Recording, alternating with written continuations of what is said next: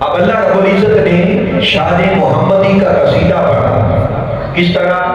فرمایا وَالضُّحَىٰ وَاللَّيْلِ إِذَا سَجَىٰ، کہ پیارے حبیب قسم ہے روشن دن کی اور قسم ہے تاریک رات کی جب وہ چھا جائے، مَا وَدَّعَكَ رَبُّكَ وَمَا قَلَىٰ، پیارے حبیب تیرے رب نے کبھی تجھے نہیں چھوڑا، وَمَا قَلَىٰ، اور نہ کبھی تجھ سے بیزار ہوا، نہ کبھی تجھ سے بیزار ہوا، تیرے رب کا تجھ سے جی بھرتا ہی نہیں، وہ کبھی تجھ سے بیزار نہ ہوا۔ وَلَلْآخِرَةُ خَيْرٌ لَكَ مِنَ الْأُولَىٰ، محبوب تیرا رب تجھ سے کس طرح بیزار یا ناراض ہو سکتا ہے؟ تجھ کو تو ایسا بنایا ہے کہ ہر آنے والی گھڑی تیری گزری ہوئی گھڑی سے بہتر ہوتی چلی جائے۔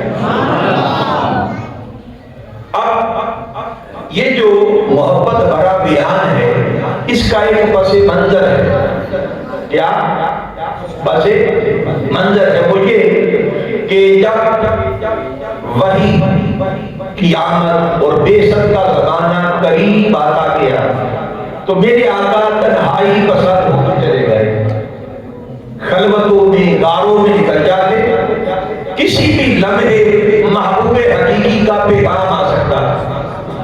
میرے آقا کا دل دنیا کی رونقوں سے اچاٹ ہو گیا، حضور کو خبر تھی کہ کسی بھی لمحے اب پیغام آنے والا، غاروں میں نکل جاتے، خلوتوں میں نکل جاتے، غاروں اور خلوتوں میں نکل جاتے، اور کیا ہوتا؟ 40 دن تک لوٹ کر نہ آتے، لوٹ کر نہ آتے۔ اب المختصر یہ کہ پیغام جس کا انتظار تھا پیغام آ گیا، اب پیغام آیا، پھر ایک تانتا بن گیا پیغام رسانی کا، کبھی صبح پیغام، کبھی شام کو، کبھی دن کو پیغام، کبھی رات کو۔ اچانک ایک دن پیغام آنا رک گیا، پیغام آنا رک گیا۔ اب وہ لوگ جنہیں محبت ہو جاتی ہے اور محبوب کا میسج روز ملنا شروع ہو جاتا ہے، تو میسج ایک دن آنا بند ہو جائے تو محب کے دل پر کیا؟ میرے آقا غم زدہ رہنے لگے، ایک دن، 2 دن، 3 دن، 4 دن، ایک حکمت کے تحت وہ جو پیغام رسانی کا سلسلہ رکا۔ حکمت میرے آقا بھی جانتے ہیں، مگر وہ جو لذت تھی پیغام یاد، وہ جو لذت تھی اس سے محروم ہو گئے اور دل غم سے بھر گیا، اور 40 دن تک اس لذت سے محروم رہے، اور اوپر سے کفار نے، مشرکین نے تانا دے مارا، انہوں نے تانا دیا کہ محمد کے رب نے محمد کو چھوڑ دیا، محمد کے رب نے محمد کو چھوڑ دیا۔ میرے آقا نے جب یہ تانا سنا تو دل غم سے اور بھر گیا۔ اللہ نے دیکھا کہ محبوب تو غم زدہ ہے، پیارے حبیب تو غم زدہ ہے، محبوب کے غم کو دور کرنے کے لیے، محبوب کے غم کو دور کرنے کے لیے یہ محبت بھرا پیغام بھیجا، اور فرمایا کہ پیارے حبیب قسم ہے روشن دن کی اور قسم ہے تاریک رات کی جب وہ چھا جاتی ہے، تیرے رب نے محبوب جب سے تجھے اپنا محبوب کیا ہے، جب سے تجھ کو اپنا محبوب بنایا ہے، تب سے لے کر آج تک کبھی تجھ سے ناراض نہیں ہوا، وہاں کلا، اور نہ کبھی تجھ سے جی بھرا، نہ کبھی تجھ سے بیزار ہوا۔ محبوب ان سے کہہ دو کہ 40 دن وہی رکی اور تم تانا دیتے ہو کہ میں نے چھوڑ دیا۔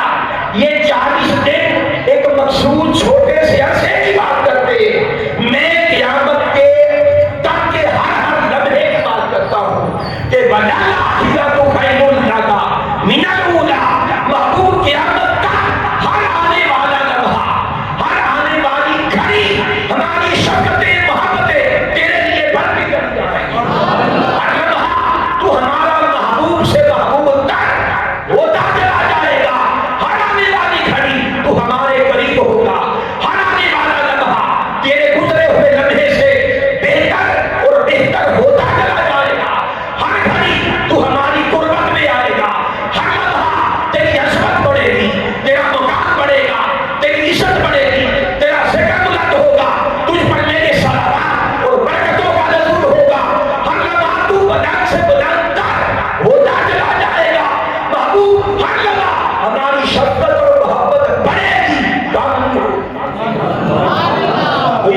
دشمنوں کا منہ بند کر دیا، دشمنوں کا منہ بند کر دیا۔ اب یہاں پر ایک اور بات سمجھو کہ اللہ تعالیٰ نے جو محبت بھرا پیغام بھیجا اس کی ابتدا قسم اٹھا کر دی۔ کیا؟ قسم اٹھا کر۔ اب دیکھنا یہ ہے کہ اللہ کو کیا پڑی کہ وہ قسم اٹھائے؟ جی اللہ کو کیا پڑی کہ وہ قسم اٹھائے؟ بھئی قسم اٹھانے کے محتاج ہم ہیں، کیونکہ ہم مخلوق ہیں، محدود اور کمزور ہیں، اپنی بات میں وزن پیدا کرنے کے لیے قسم اٹھاتے ہیں، ایسی بات ہے۔ اور بات بات پہ قسم اٹھانا اللہ رسول کو پسند بھی نہیں، منع کیا گیا، بلکہ حضور کو سے پاک منع کرتے بار بار قسمیں نہ اٹھایا کرو۔ اب قسم اٹھانا کمزوری کی علامت، اب ایک بات سمجھے، قسم اٹھانا کمزوری کی علامت ہے۔ اب اللہ کو کیا پڑی کہ وہ رب کائنات ہونے کے باوجود قسم اٹھائے، قسم اٹھائے، اور قسم کسی مقدس شے کی اور اعلیٰ شے کی اٹھائی جاتی ہے، اور اللہ ساری کائنات کا رب ہے۔ وہ رب کائنات ہو کے جب قسم اٹھاتا ہے تو یاد رکھ لو الحمد سے لے کر بناس تک، میں سمانت کے ساتھ کہہ رہا ہوں، الحمد سے لے کر بناس تک سارا قرآن پڑھ لے، جہاں پر بھی رب تعالیٰ نے قسم اٹھائی ہے یا تو پیارے مصطفیٰ کی قسم اٹھائی ہے یا مصطفیٰ کی خاطر قسم اٹھائی ہے، اور کوئی سبب نہیں۔ جس جگہ جس مقام پر اللہ نے قسم اٹھائی یا تو محبوب کے لیے قسم اٹھائی یا محبوب کی خاطر قسم اٹھائی۔ اللہ نے تو مکہ کی بھی جب قسم اٹھائی تو مکہ کی وجہ سے نہیں، مکہ کی قسم اٹھائی تو کعبہ کی وجہ سے نہیں۔ وجہ کیا؟ فرمایا لا اقسم بہذا البلد وانت حل بہذا البلد۔ پیارے حبیب اس شہر مکہ کی قسم اٹھاتا، اس شہر مکہ کی قسم اٹھاتا، باری تعالیٰ مکہ کی قسم کیوں اٹھاتا؟ جب ذہن لگایا تو ذہن میں کئی باتیں پیدا ہو گئی، آج بھی صاحب کئی باتیں آئی ہیں کہ شاید وہاں پر اللہ کا گھر ہے اس لیے قسم اٹھا رہے، یا شاید اس لیے کہ وہاں پر مقام ابراہیم ہے، وہاں پر جاہ زمزم ہے، زمزم کا کنواں ہے، وہاں پر پھر حدیب ہے، وہاں پر پھر مطاف ہے، وہاں پر مزدلفہ ہے، وہاں پر انبیاء رسل کے مقدس مزارات ہیں، وہاں پر رکن یمانی ہے، رکن شمالی ہے، یہاں پر سقف معمور، سقف بیت المعمور ہے، یعنی یہ جو قدم قدم پر انوار کی برکھا ہے، شاید قسم اٹھانے کی مکہ کی قسم اٹھائی وجہ یہ ہے، شاید یہ ہے، یا ساری چیزیں ملا کر پھر اللہ نے قسم اٹھائی۔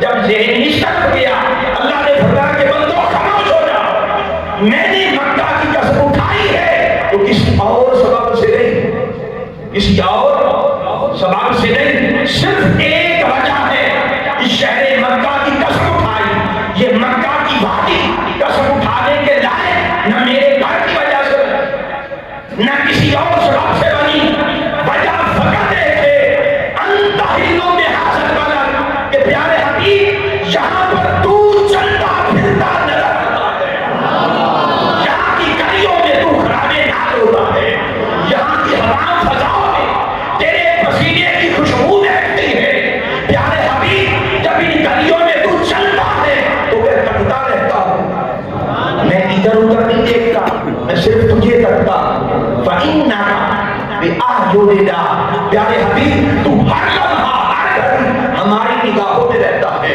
ہم ہر لمحہ تجھے تکتے رہتے ہیں، ہماری نگاہوں میں ہر لمحہ تو رہتا ہے، ہر وقت تجھے تکتے رہتے ہیں، تجھے گلیوں سے گزرتا ہے تو میں ان گلیوں کی قسم اٹھاتا ہوں، جن راہوں سے گزر جاتا ہے میں ان راستوں کی قسم اٹھاتا ہوں، وہ خاک کے ذرات جو تیرے قدموں کا بوسہ لیتے ہیں میں ان کی قسم اٹھاتا ہوں، جن گھوڑوں پر تو بیٹھتا ہے میں ان گھوڑوں کی قسم اٹھاتا ہوں، جس کملی کو اوڑھ کر تو سو جاتا ہے میں اس کا ذکر کرتا ہوں، اور جو کملی اوڑھ کر تو کھڑا ہوتا ہے میں اس کا ذکر کرتا ہوں، تو بیٹھے تو میں تکتا ہوں، تو کھڑا ہو جائے تو میں تکتا رہتا ہوں، محبوب تو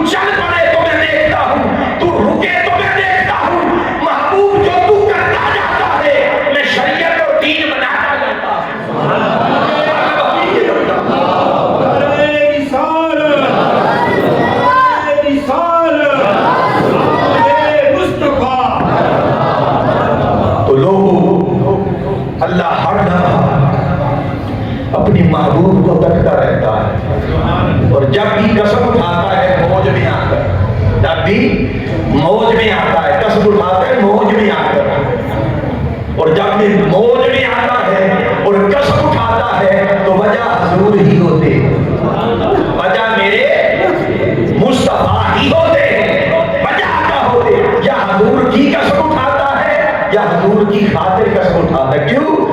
وہ ہر وقت محبوب کو ہی تکتا رہتا ہے۔ یہاں پر ایک بات اچانک میرے ذہن میں آ گئی، وہ میرا موضوع تو نہیں تھا مگر ذہن میں آ گئی۔ ہر محفل کا ایک نصیب ہوتا ہے، وہ سمجھیے ہم آئینہ دیکھتے ہیں کہ آئینہ کیا دیکھتے ہیں جی؟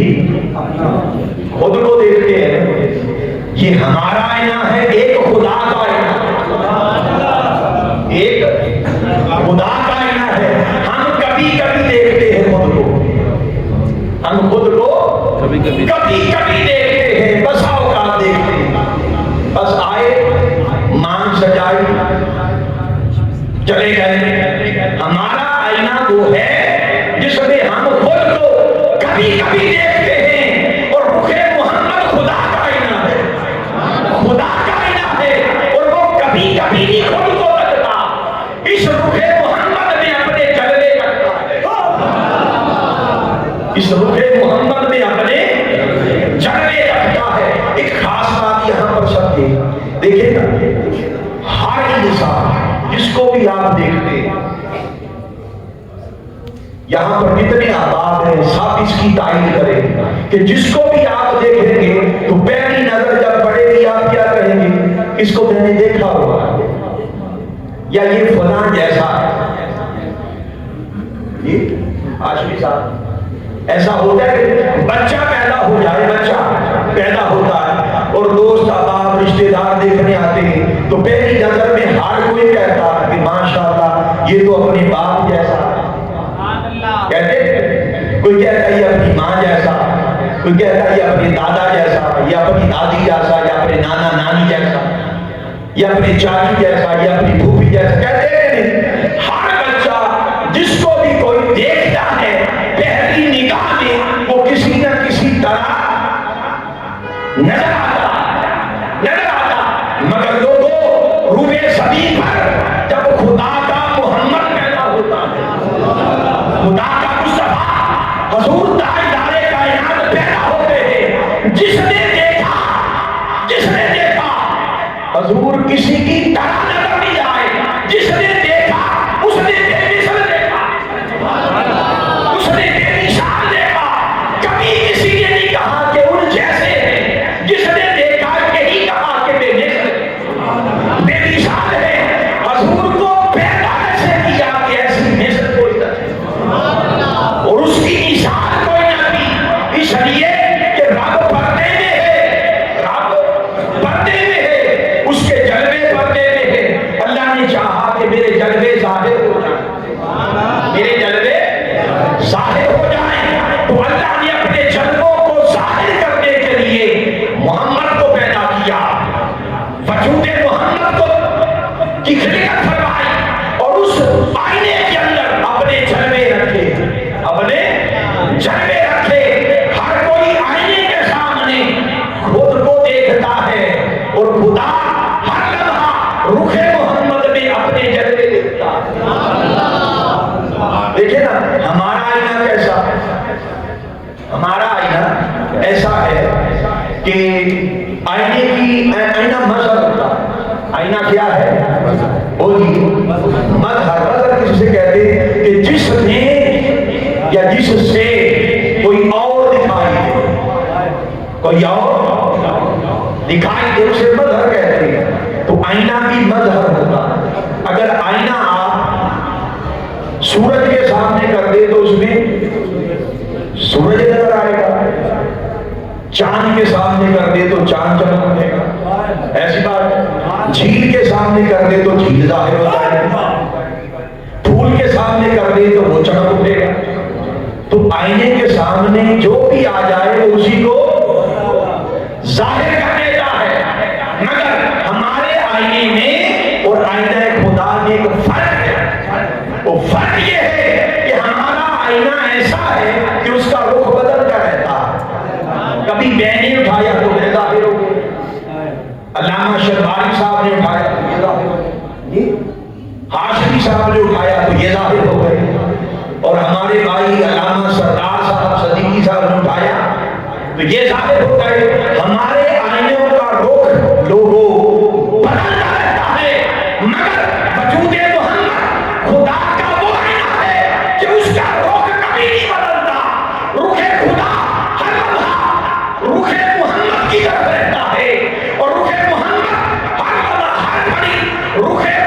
की तरफ रहता है और वजूद मोहम्मद आईना होने के नाते उसने खुदा को अपने अंदर जगह किए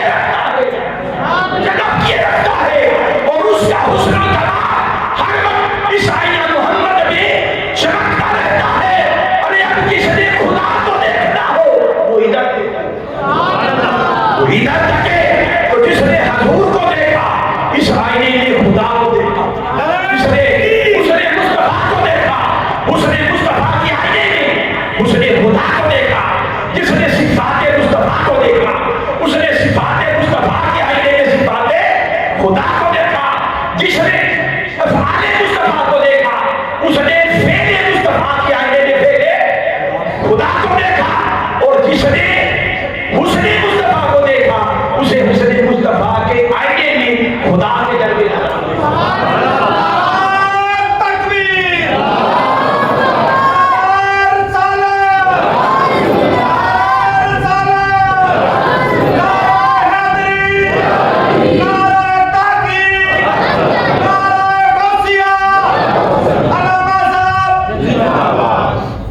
अब ये बात कोई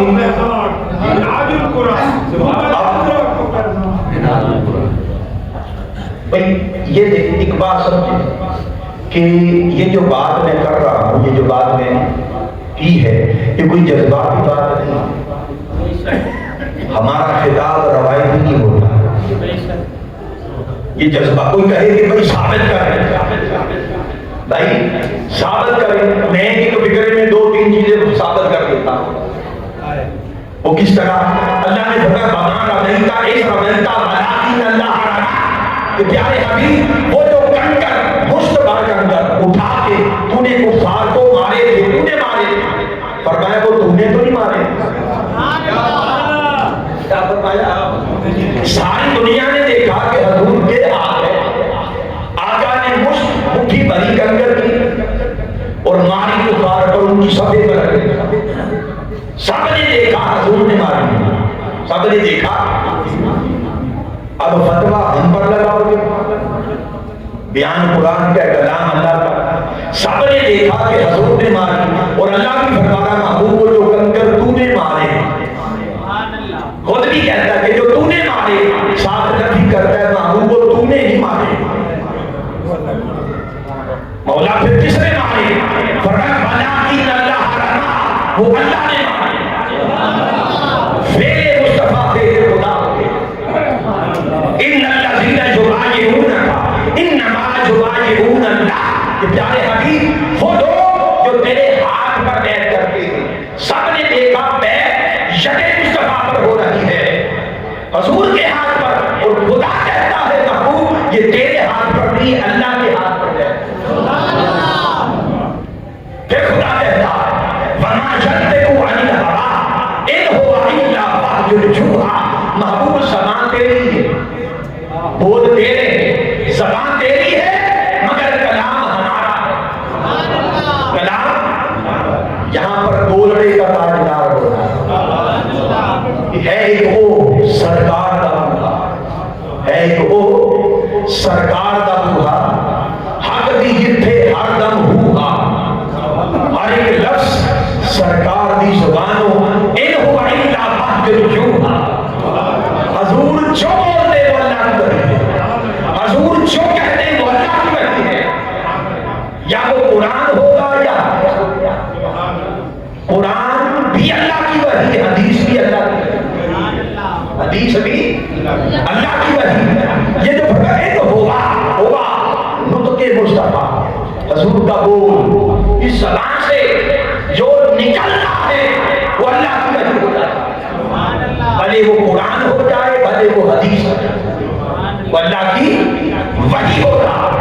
चुनांचे तो अल्लाह हर दम अपने महबूब को तकता रहता है। माशाअल्लाह अल्लाह की तलवार सैफुल्लाह भाई माशाअल्लाह आ गए, खुश आमदीद। माशाअल्लाह नहीं, वेलकम तो हम करेंगे, हम पहले से करते हैं। माशाअल्लाह। चुनांचे अब इस बात को समझिए कि जहां से हम इधर निकल गए कि अल्लाह जब भी कसम उठाता है या महबूब की कसम उठाता है, یا محبوب کی خاطر؟ بولیے قسم۔ جب یہ بات طے ہو گئی تو اب ہم نے دیکھنا یہ ہے کہ جب اللہ نے قسم اٹھائی، قسم ہے روشن دن کی، تو مراد عام دن نہیں ہو سکتا، اور فرمایا قسم ہے تاریک رات کی، جب وہ چھا جائے اس سے مراد عام رات نہیں ہو سکتی۔ اب ہم نے کھوج لگانا اور یہ دیکھنا ہے کہ یہ روشن دن جس کو اللہ روشن کہتا، اس دن سے مراد کیا ہے، اور تاریک رات سے مراد کیا ہے وہ سنی۔ اس کی اس وقت 4-5 تفاسیر میرے ذہن میں ہے، مگر میں صرف ایک کی تفسیر لوں گا۔ میں ایک فکرے میں بیان چاروں کا دیتا ہوں جو میرے ذہن میں ہے۔ مفسرین نے بیان کیا کہ روشن دن سے مراد، روشن دن سے مراد اور تاریک رات سے مراد یہ ہے، فتوحا قسم ہے روشن دن کی، اس سے مراد یوم ولادت مصطفیٰ ہے۔ آقا کی ولادت کے دن کو اللہ روشن دن کہہ رہا ہے اور اس کی قسم اٹھا رہا، اور واللیل اذا سجا، اور تاریک رات سے مراد ملاقات کی رات، شب معراج۔ ایڈوانس اللہ تعالیٰ اس کی طرف اشارہ کر رہا، شب معراج کی رات۔ اللہ نے فرمایا کہ محبوب قسم ہے تیرے پیدائش کے دن کی، اور قسم ہے تجھ سے ملاقات کے لمحوں کی۔ ارے وہ رات جو محبوب تجھے اتنا چاہے، اتنا چاہے کہ تیری پیدائش کے دن کی بھی قسم اٹھائے، اور تیری ملاقات کی رات کی بھی قسم اٹھائے، جو خدا اتنا چاہے وہ تجھے چھوڑ کس طرح سکتا ہے؟ وہ تجھے چھوڑ کس طرح سکتا ہے؟ اب ایک تو تفسیر یہ ہے، اور دوسری تفسیر یہ ہے کہ روشن دن سے مراد، روشن دن سے مراد، ایک تفسیر یہ ہے کہ روشن دن سے مراد آقا علیہ السلام کا نور علم ہے، آقا علیہ السلام کا نور علم ہے، کہ جو ایسا علم ہے کہ ہر شے چٹے دن کی طرح حضور کے علم میں روشن ہے، روشن ہے۔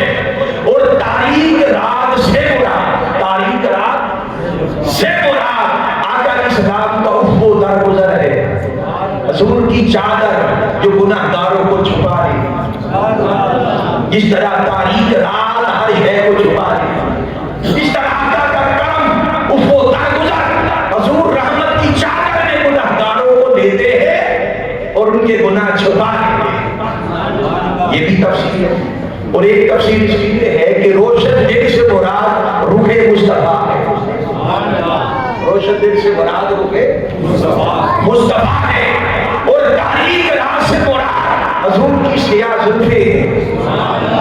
اللہ نے فرمایا کہ پیارے حبیب قسم ہے تیرے روشن مکھڑے، اور قسم ہے تاریک رات کی طرح تیری سیاہ زلفوں۔ محبوب کو خدا جو تیرے حسن کی قسم اٹھائے، ماں بندہ کرم کو کلمہ کنا، وہ تجھ سے ناراض کس طرح ہو سکتا؟ یہ 3 تفسیریں ہو گئی۔ اب جو 3 تفسیر جو اینڈ پر آئے گی ابھی کا بیان کر، اسی کی تفسیر بیان کر وہ یہ۔ اب چوتھی اس کی تفسیر یہ ہے کہ روشن دن سے مراد، اب توجہ کریں، اس سے ہم آگے بڑھیں گے۔ روشن دن سے مراد آقا علیہ السلام کے کمالات ظاہریہ، وہ حضور کے کمالات جو روشن دن کی طرح خلق پر، مخلوق پر ظاہر ہو گئے، اور تاریک رات سے مراد آقا علیہ السلام کے وہ کمالات ہیں جو چھپے رہے اور ظاہر نہیں کیے گئے، کمالات ظاہریہ۔ تو اللہ نے فرمایا فتوحا واللیل اذا سجا، کہ پیارے حبیب قسم ہے تیرے کمالات ظاہریہ کی، اور قسم ہے تیرے کمالات باطنیہ کی۔ لوگوں، میرے آقا کے وہ کمالات جو چٹے دن کی طرح عیاں ہو گئے، ان کمالات کا احاطہ مخلوق کے بس کی بات نہیں ہے۔ میرے آقا کے کمالات قدم قدم پر کمالات، حضور دیکھے تو کمال، حضور سنے تو کمال، حضور چلے تو کمال، حضور حضور ہاتھ آگے بڑھائیں تو کمال جنت پہ پہنچ جائے، جنت پہ پہنچ جائے۔ تو میرے آقا کے کمالات ظاہری ان کا احاطہ ممکن نہیں ہے، ان کا احاطہ ممکن نہیں ہے۔ اب کمالات ظاہری سے کئی گنا زیادہ کمالات میرے مصطفیٰ کے وہ ہیں جو مخلوق پر ظاہر نہیں ہوئے۔ بس وہ کمالات مصطفیٰ مخلوق پر ظاہر کیے گئے جس کی حاجت مخلوق کو تھی، جس کی ضرورت مخلوق کو تھی، جن جن چیزوں کی محتاج مخلوق تھی، وہ کمالات مخلوق پر ظاہر کیے گئے۔ وہ کمالات جب ظاہر ہوئے تو سورج میں چمک آئی، وہ کمالات ظاہر ہوئے چاند میں چمک آئی، وہ کمالات ظاہر ہوئے تو دلوں میں تقویٰ کا نور آیا۔ یہ حسن، یہ جلال، یہ کمال، یہ رنگ، یہ چندر، یہ ساری خوبیاں زمین و آسمان کی اور پست و بالا کی ہر شے، ہر خوبی، ہر خیر، ہر بلائی، یہ میرے آقا کے حسن کے جلوے ہیں، میرے آقا کے حسن کے جلوے ہیں، اور ان کو شمار کیا ہی نہیں جا سکتا۔ اور جن کو ظاہر کیا، جس کو ظاہر کیا، ان کا ذکر اللہ نے کیسے کیا؟ فرمایا ساری کائنات، یہ ساری کائنات قلیل ہے، ساری کائنات قلیل ہے، مگر مصطفیٰ جو تیرے کمالات ہیں، ظاہری کمالات، وہ عظیم ہے، وہ۔ اور اگر ساری کائنات قلیل ہے، شرق سے لے کر غرب تک کی وسعتوں کو دیکھیں، زمین کے نیچے کیا، اوپر کیا، خلائے وسیع میں کیا، ظاہر کیا، باطن کیا، جہاں ایک نہیں کروڑوں اربوں جہاں ہیں، ان جہانوں میں کیا، سارے جہانوں میں کیا، ہم اس کو شمار نہیں کر سکتے، اور اللہ ان سب کو شمار کر کے کہے قلیل ہے۔ اللہ کیا کہے؟ قلیل ہے، مگر کمالات ظاہریہ، حضور کے کمالات ظاہری جو ظاہر ہوئے ان کو کہے کہ عظیم ہے۔ اگر یہ کائنات اللہ کے سامنے قلیل ہے تو جس کو عظیم کہے تو وہ کتنا عظیم ہوگا، وہ کتنا عظیم ہوگا۔ اب یہاں پر ایک واقعہ میرے ذہن میں آ رہا ہے، بڑا ایمان افروز واقعہ ہے، کوئی توجہ ہے؟ بات سمجھ آ رہی ہے؟ جی اب سنیے، واقعہ بڑا ایمان افروز ہے کہ شیخ ابو الحسن رحمت اللہ تعالی وہ بیان کرتے ہیں کہ حضور کے کمالات کے حوالے سے میرے دل میں ایک شوق پیدا ہوا کہ میں چلوں، شاید اللہ مجھے دکھا دے سر عرش جب ملاقات ہوئی، اور جہاں پر ملاقات کے وقت محبوب کے قدم لگے تھے، بس ان قدموں کے نشانات کو تک لوں، قدموں کے نشانات کو تک لوں، دیکھ لوں، کہتے میں پرواز کر گیا۔ ایک جو عارف ہوتا ہے نا، اس کی پرواز پلک جھپکنے میں لوح محفوظ تک ہوتی، کہتے ہیں پرواز کر گیا، اور پرواز کرتا گیا، کرتا گیا، کرتا گیا، 7 لاکھ عرش کر گیا۔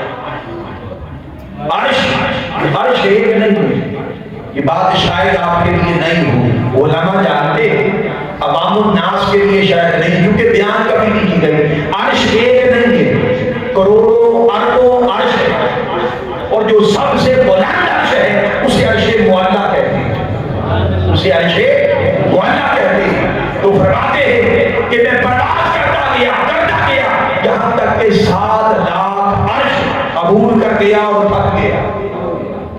تھک گیا، اور اوپر دیکھا کچھ نظر نہ آیا۔ آواز آئی کہ میرے بندے کدھر کا ارادہ ہے، کدھر جاتا ہے، کدھر کا ارادہ ہے؟ عرض کیا مولا، ہاتھ جوڑ دیے مولا، بس دور سے کھڑے ہو کر بس ان نشانات کو دیکھنا چاہتا ہوں کہ ملاقات کے وقت جہاں پر تیرے محبوب کے قدم لگے تھے، آواز آئی ہے لا وصول لنا، پڑھن واپس لوٹ جا، پلٹ جا واپس، ارے تیری نظر تو اس مقام پر کیا، تیرا خیال بھی وہاں تک نہیں پہنچ سکتا۔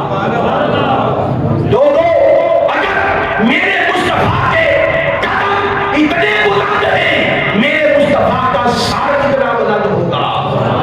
یہاں پر اعلیٰ حضرت بولے، مجدد دین و ملت، عاشق صادق اعلیٰ حضرت بولے، فرمایا حیرت سے کہہ دو کہ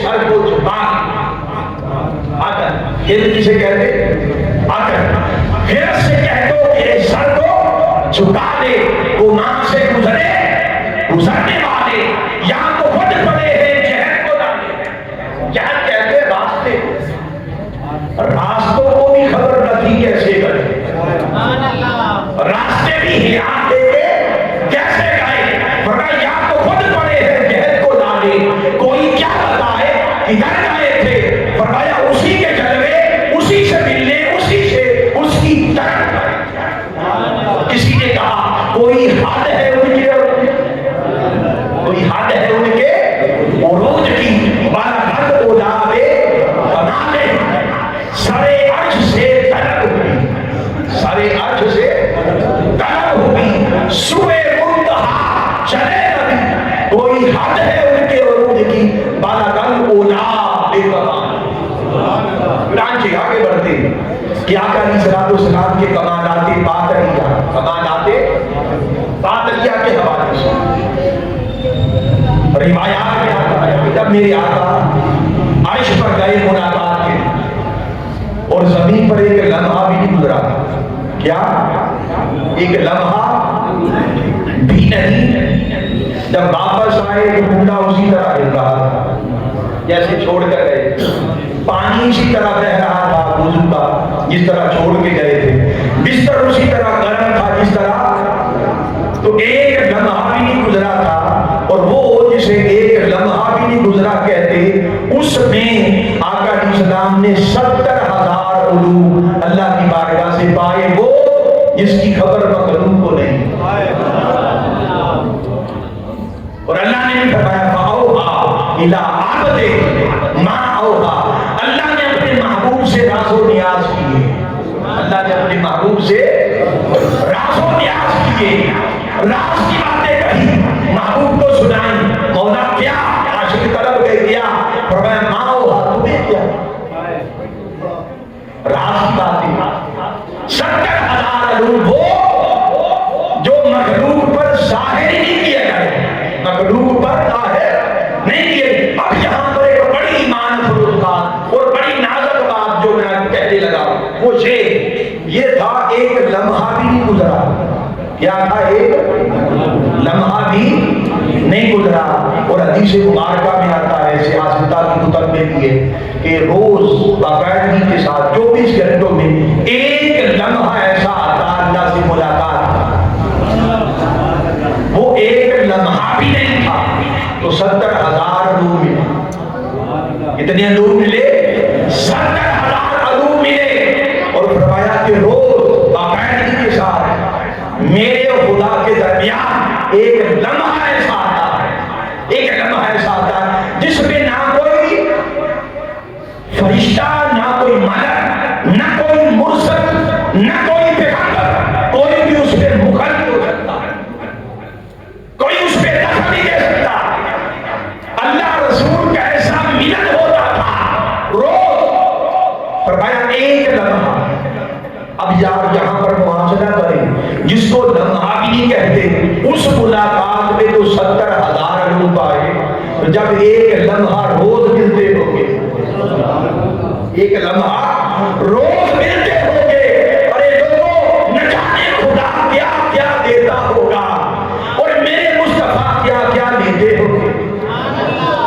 حدیث مبارکہ میں آتا ہے کہ ایک بار اسی طرح کا ایک لمحہ آ گیا اور حضرت عائشہ کو خبر نہ تھی، حضرت عائشہ کو، ام المؤمنین حضرت عائشہ کو خبر نہ تھی، تو آقا کو آواز دی جواب نہیں آیا، پھر آواز دی جواب نہیں آیا، تو قریب جا کے جب بابا سے بولا، حضور کو پکارا، تو میرے آقا ایسی کیفیت پہ تھے کہ مخلوق اس پہ مخل ہو ہی نہیں سکتی، تو میرے آقا کی زبان مبارک سے نکلا کر فرمایا من انتی، تو کون ہے؟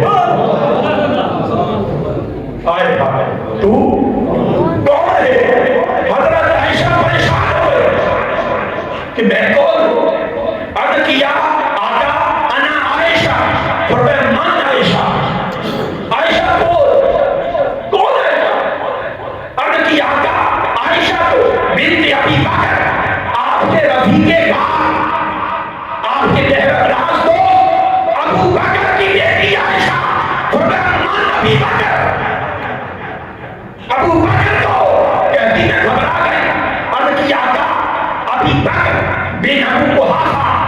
ابو قحافہ کا بیٹا ابو بکر، فرمایا من ابو قحافہ، ابو قحافہ کو حضرت عائشہ فرماتی خدا کی قسم میں گھبرا کے الٹے پاؤں واپس لوٹ آئی، واپس لوٹی، پھر اچانک میرے دماغ اور دل میں ایک سوال پیدا ہو گیا کہ آج خاص وقت ہے، آج پوچھ لیا جائے من انت یا رسول اللہ، آقا کون ہے؟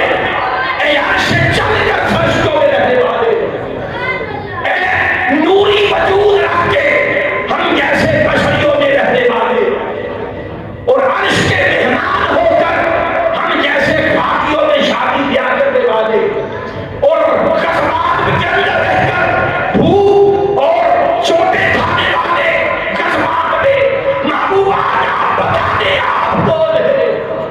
آج پردہ اٹھا دے، کہتے یہ سوال لے کر جیسے میں قدم اٹھاتی کوئی نادیدہ قوت تھی جو مجھے روک دیتی کہ خبردار یہ سوال کرنے کی اجازت نہیں ہے۔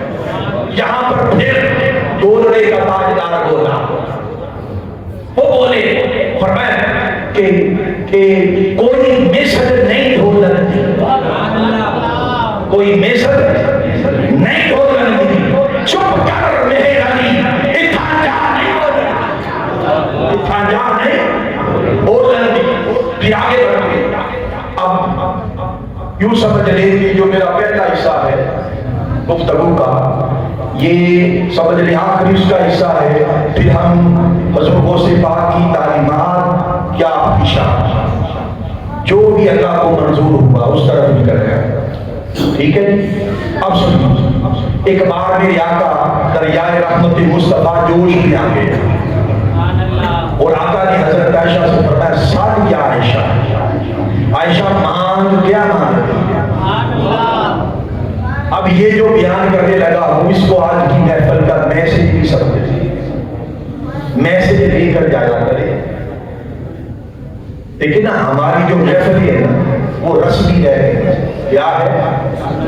ہمارے قائد حضور شیخ الاسلام ڈاکٹر محمد طاہر قادری وہ بڑے غم کے ساتھ فرماتے تین چیزیں ہوتی ہیں، آلام، بولیے کیا؟ آلام، اور ایک تعلیم اور ایک تربیت۔ ہماری محفلیں بس آلام ہے، علم کی جمع، یعنی صرف انفارمیشن دینا۔ اس طرح خبریں ہوتی ہیں نا سیف اللہ صاحب، خبریں ہوتی ہیں، خبریں پڑھ کے سنانا اور خبریں سن کے چلے جانا، نہ تعلیم ہوگی نہ تربیت ہوگی، نہ تعلیم ہوگی نہ تربیت ہوگی، نہ تعلیم نہ تربیت۔ ہماری محفلیں آلام بن گئی، بس انفارمیشن، بس خطیب آتا ہے خطاب کرتا ہے انفارمیشن دے کے چلتا، اسے فکر نہیں کسی کی صلاح ہو یا نہ ہو، اور عوام کو بھی پتا ہے کہ یہ صلاح کے لیے خطاب نہیں ہو رہا، بس یہ کیا ہے، بس حضور کا ذکر سننا، اس میں سعادت تو ہے، سعادت تو ہے، مگر تعلیم اور تربیت مقبول ہے۔ تو آپ تعلیم اور تربیت لے کے جایا کریں، آپ کی تعلیم اور تربیت کے لیے یہ میسج ہے، یہ جو حصہ جو میں بیان کرنے لگا ہوں۔ فرمایا ساری عائشہ، عائشہ مانگ کیا مانگی؟ جو مانگو گی عطا کروں، اور یہ فرمایا کہ مجھ سے مانگ، کیا فرمایا؟ مجھ سے مانگ۔ آج کچھ لوگ کہہ دیتے اللہ کے سوا کسی اور سے مانگ لیا تو شرک ہو گیا، اور حضور فرما رہے ہیں کہ مجھ سے مانگ۔ اسی طرح اور بھی کئی صحابہ سے فرمایا، حضرت ربیعہ سے فرمایا سالیہ ربیعہ، ربیعہ مانگ کیا مانگتا؟ عرض کی آقا اور کچھ نہیں چاہیے، یہ جو آپ کے جوڑے اٹھاتا ہوں، آپ کے مسلے بچھاتا ہوں، آپ کو وضو کرواتا ہوں، یہ نوکری جنت میں بھی مل جائے، اور کچھ نہیں چاہیے۔ یہ مانگ مولویانہ نہیں، یہ مانگ مولویانہ نہیں ہے، یہ عاشقانہ ہے۔ صحابہ عاشق لوگ تھے، خالی مولوی نہ تھے، لیکن مولا ہوں پہلے مولوی تھے، اور خود بیان کرتے ہیں کہ مولوی ہرگز نہ شد مولا روح، کہ میں مولوی تھا، مولا روح تب بنا جب شمس تبریزی کے کوچے مل گئے، گلیاں مل گئی، عشق مولا بنا دیتا، مولوی سے مولا بنا دیتا۔ میری بات سمجھے؟ چنانچہ فرمایا ساری عائشہ، عائشہ مانگ کیا مانگتی؟ حضرت عائشہ خوش ہو گئی اور حیران ہوئی، عرض کی آقا میں جو مانگوں گی عطا کریں گے؟ فرمایا ہاں شاہ کہہ دیا جو مانگو گی عطا کیا جائے گا۔ عرض کیا آقا مشورہ کرنے کی اجازت ہے؟ مشورہ کرنے کی اجازت ہے؟ آقا نے فرمایا مشورہ تیری جو طلب ہے ماں۔ عرض کی آقا میں ابو بکر کی بیٹی، آئے ہائے یہ صدیق کی صدیقہ ہے، یہ صدیق اکبر کی صدیقہ ہے۔ عرض کی آقا میں ابو بکر کی بیٹی ہوں، کوئی چھوٹی شے نہ مانگ لو، مجھے اجازت دے مشورہ کر دوں، اجازت دے۔ آقا نے فرمایا مشورہ کسے کرنا ہے؟ عرض کی آقا اپنے بابا ابو بکر سے۔ فرمایا اجازت ہے۔ وہ دوڑی دوڑی خوشی سے گئی، حضرت ابو بکر نے دیکھا کہ بیٹی بڑی خوش ہے، کیا وجہ؟ عرض کیا بابا آقا نے یہ فرمایا۔ فرمایا اچھا پھر کیا مانگا ہے؟ عرض کی آقا بابا ابھی تو کچھ نہیں مانگا، مشورہ کرنے کے لیے آئی۔ فرمایا اچھا جو میں کہوں گا وہ مانگو گی؟ جی بابا اسی لیے تو آئی۔ اب رفیق یار کی طلب دیکھو، آپ نے فرمایا بیٹی نہ ہمیں دنیا کی طلب ہے نہ آخرت کی طلب ہے، نہ دنیا کی طلب اور نہ آخرت کی طلب۔ طلب کیا ہے؟ وہ جو اللہ نے فرمایا باؤ ہماری عبد ہی باؤ، وہ جو راز و نیاز ہوئے تھے، وہ جو راز و نیاز ہوئے تھے، نہ جانے محب الحبیب میں کیا باتیں ہوئی تھی، وہ راز کی باتیں اللہ نے ماؤ ہاں کہہ کر خاموش کروا دیا تھے، خبردار ان باتوں میں نہ پڑو، وہ راز کی باتیں محبوب نے کہہ دیا ہے تو ہمیں پتہ چل جائے گا۔ ان راز کی باتوں میں سے جا کر کہو کہ آقا اور کچھ نہیں چاہیے، وہ جو راز کی باتیں ہوئی تھی ان میں سے کوئی ایک راز کی بات بتا بس۔ ہائے ہائے قربان جائے، جب میرے آقا کو خبر ہوئی میرے آقا یوں مسکرائے کہ دندان مبارک واضح ہو گئے، اور اس لیے یقیناً مسکرائے ہوگے کہ میرے دوست میرے یار کی خواہش دیکھو، طلب دیکھو، خوش ہوئے۔ آقا نے فرمایا کہ عائشہ وہ باتیں تو راز کی ہیں، اور اللہ نے بھی کہا ماؤہا، مگر صاف حکم بھی دیا فَأَمَّا السَّائِلَ فَلَا تَنْهَرْ کہ کوئی کچھ بھی مانگے تو خالی ہاتھ نہ جائے، سائے خالی ہاتھ، اور وعدہ کر لیا ہے کہ جو مانگو گی عطا کروں گا۔ اور میں سن اب آپ بھی سنیں اور اس کو اپنے دل اور دماغ کی تختیوں پر نقش کر دیں، یہ آپ کے لیے میسج ہے۔ آقا علیہ السلام نے فرمایا کہ بہت سے راز و نیاز تھے، مگر ایک راز کی صرف ایک راز کی بات بتاتا ہوں کہ اللہ نے مجھ سے باتیں کی، اور ان میں سے ایک راز یہ تھا کہ پیارے حبیب آپ کی امت کا کوئی فرد، کوئی آپ کا امتی اگر کسی بھی انسان کا ٹوٹا ہوا دل چھوڑے گا وہ جنت میں جائے گا،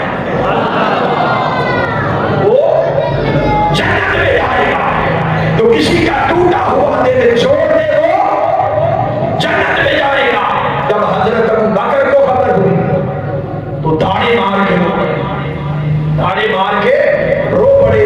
آپ کی بیٹی حضرت عائشہ حیران رہ گئی، عرض کیا بابا بات خوشی کی ہے آپ رو رہے، خوشی کی بات اور آپ رو رہے؟ اور میں بیٹی تم نے اس بات کا صرف ایک رخ سامنے والا دیکھا، دوسرا رخ نہیں دیکھا۔